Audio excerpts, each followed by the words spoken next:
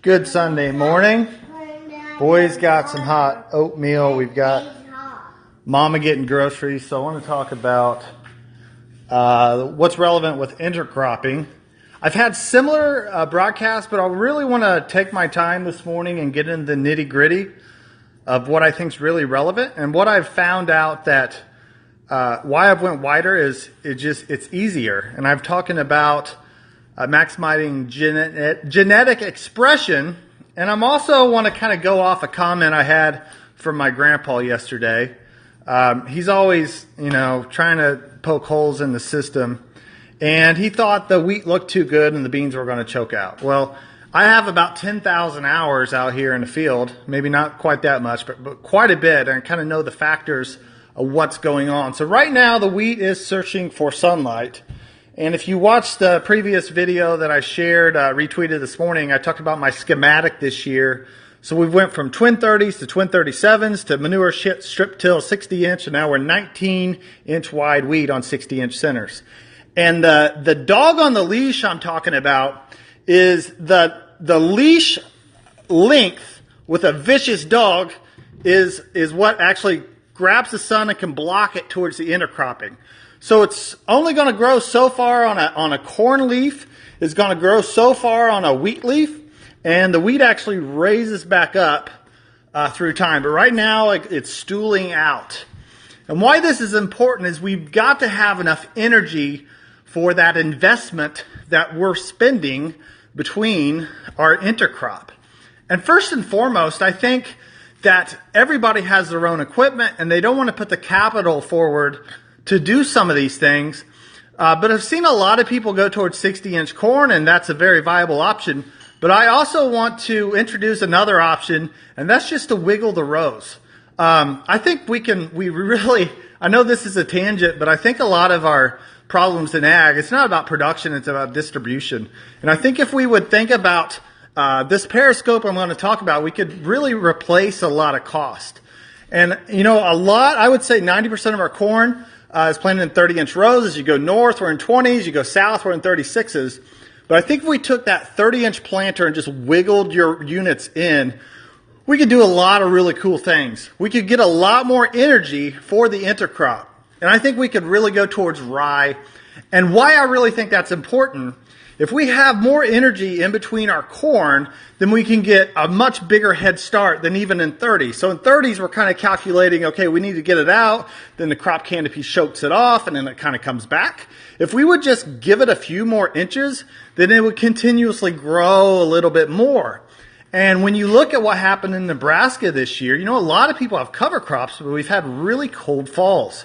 If we would have something established and be bigger, it would warm the ground up more in the winter. It would really exponentially help and leverage our cover crops even more. So that's why I think this could be really interesting. But the reason why this intercrop works better is this dog on the leash. How much of this leaf is blocking sun to the bottom?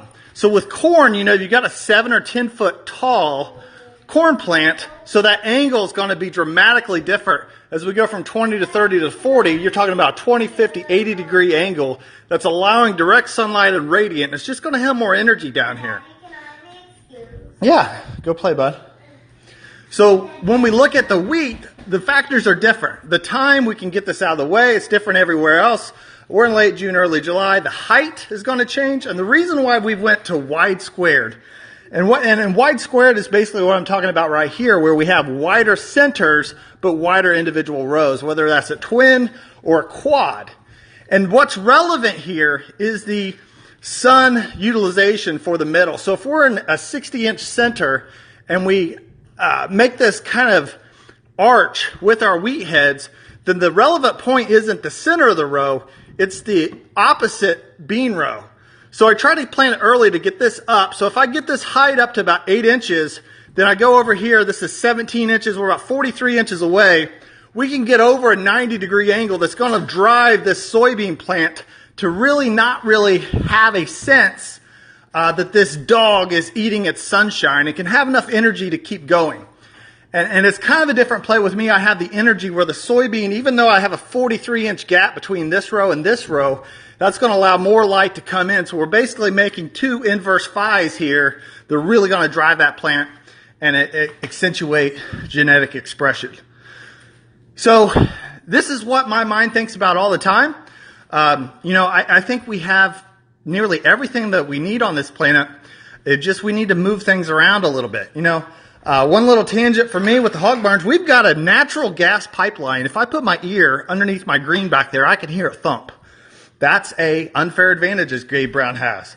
And I think we would find a lot of unfair advantages on our farm if we experiment a little bit, move the rows around a little bit, go out and experiment, get out and look at things. You're going to see a lot more things in your field with a shovel and a shadow, and I'll cost you about $11 than all the fancy cool maps and tools and tech that is offered today.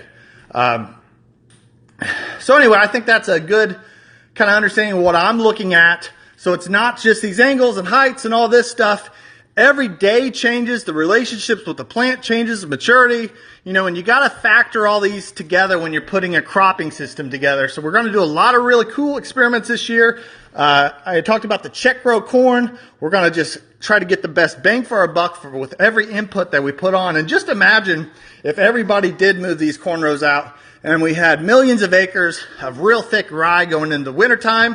We could lower our residual herbicides on our soybeans. We could start banding herbicides differently, lowering the rates, have better infiltration, better rotation. I think we think so short term and with just that Y at the top, but it's got to be thinking system. So anyway, thanks for watching.